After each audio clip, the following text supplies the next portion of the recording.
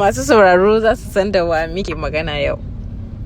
Sunana Aminu Muhammad Ahmad, wanda aka fi sani da Aminu Saira, darakta na shirin fina-finan Hausa, kuma shugaban kamfanin Saira Movies Investment Limited. Fim ɗin labari na zango na 3 ya yi nisa. Kwatsam sai gashi mun ga Mahmud ya mutu. Me yasa darakta aka kashe Mahmud? Shin hakan baka ganin kamar zai dan rage su kallo, saboda da dama suna bukatan ganin Mahmud da Sumayya? Ai ba a season 4 ma ake yanzu, an gama season 3.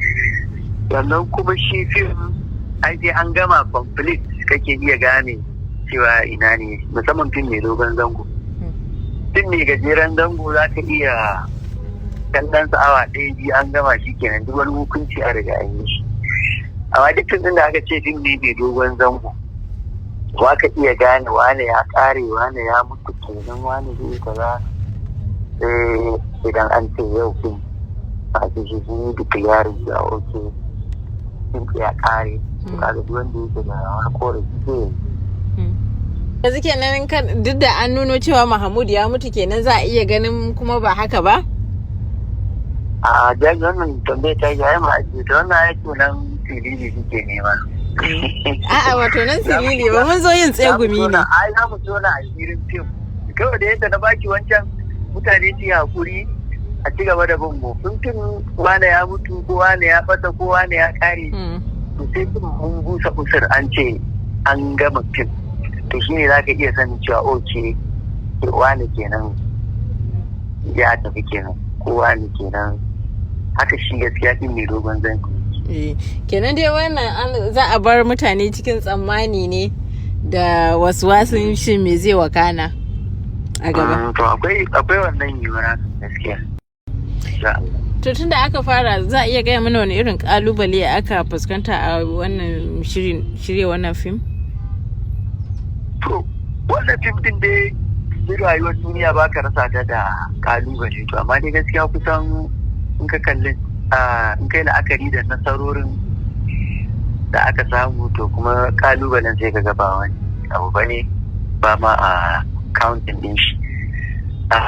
Na farko kalubale shine damu kawai shine kalubalen a su kallon mu ba su iya fahimtar yanayin yadda ake daukan fim, ba kamar fim ne gajeren zango wanda za ka fita wata ɗaya ta gama. Fim mai dogon zango yana da wahala tun daga rubutunsa zuwa waye. To sanda muka tafi hutu gaskiya mun samu kalubale, mutane sun ta damu, suka, an waye, wasu ma ransu yana faci suna ganin wai dan ana son fim din ne mutu ake ta musu janjani, ake jan ransu. To abin da kasa ganewa muna yin fim da dai kana yin sa da passion, sha'awa ta karfi, kuma kana business ne, kana saka kudin ka yi abubuwa ko ba ka bane, kuma enlightenment ne, kakan kawo wasu abubuwa da za su wayar da kan mutane a kai. So ba da za ka yi abun da kake da passion, kana son mutane su kalla, kuma ka yi abu da kudin ka, kana bukatar riba ta dawo. Akwai wasu sakonni da kake so ka isar, kawai ka ajiye shi saboda wai ka ja janjani ko jan ran hankalin mutane. Ne kullum abin da yake su fahimta, duk wani jan kafa da aikin yana da wahala, sannan muna iya bakin kokari mu ga ba ka rasa kurakurai, tunda abu ba wani saukakan littafi bane lallai a ce ba za a samu kurakurai, za ka samu kurakurai, to amma muka yi kokari mu takaita su ya zama na nasarorin da rashin kurakuran ya fi kurakuran yawa.